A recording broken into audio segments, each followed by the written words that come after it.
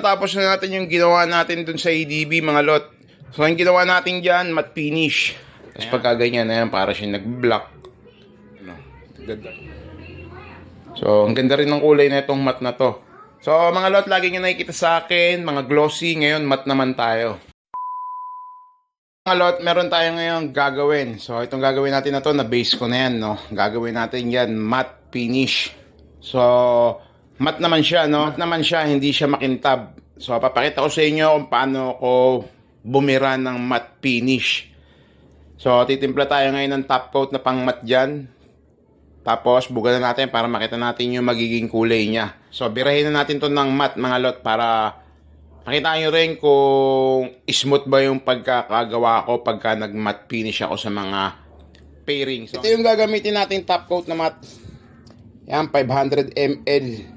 No? Pakita ko ngayon sa inyo yan mga lot. Meron tayong 500 ml na matte clear coat. Ayan, tapos catalyst.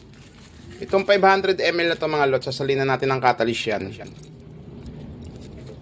Tapos natin salinan ng catalyst yan, lalagyan natin yan ng thinner na 500 ml din na thinner. Yan. Pagkatapos nyan, syempre haluin lang natin yan.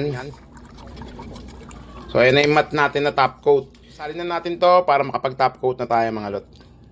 So isasalin na natin yung top coat natin sa PPS. So ayan na. Isasalin na tayo. So itong PPS natin na to mga lot, 600 ml itong PPS na to.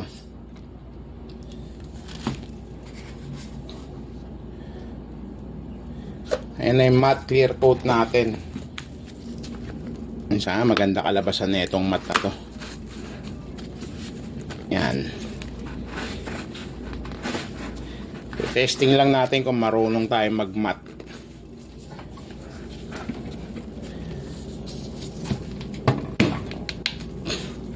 Siyempre gamit natin pang top coat DB1S.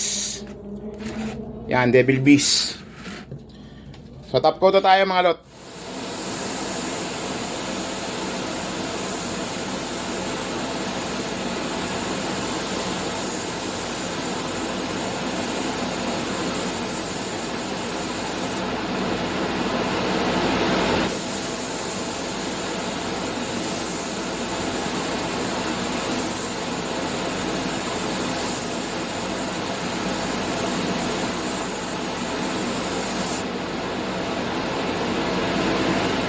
Natapos na natin yung ginawa natin dun sa ADB mga lot.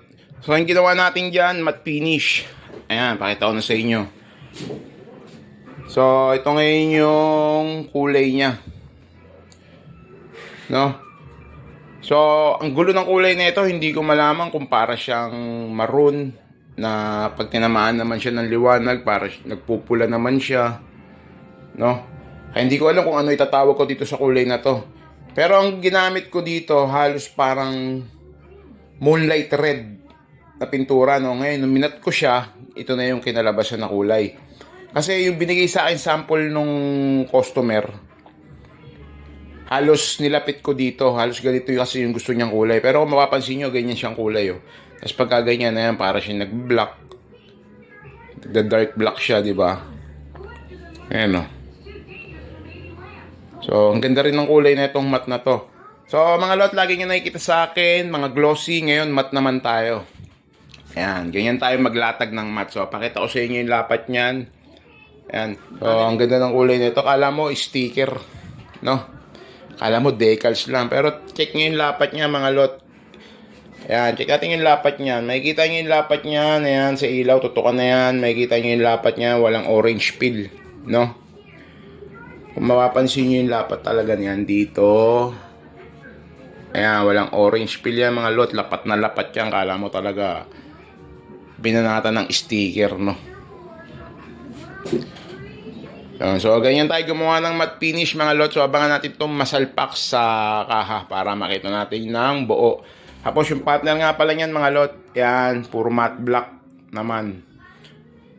No, sana magustuhan ng customer natin yung nagawang kulay. And matte finish. So let's go.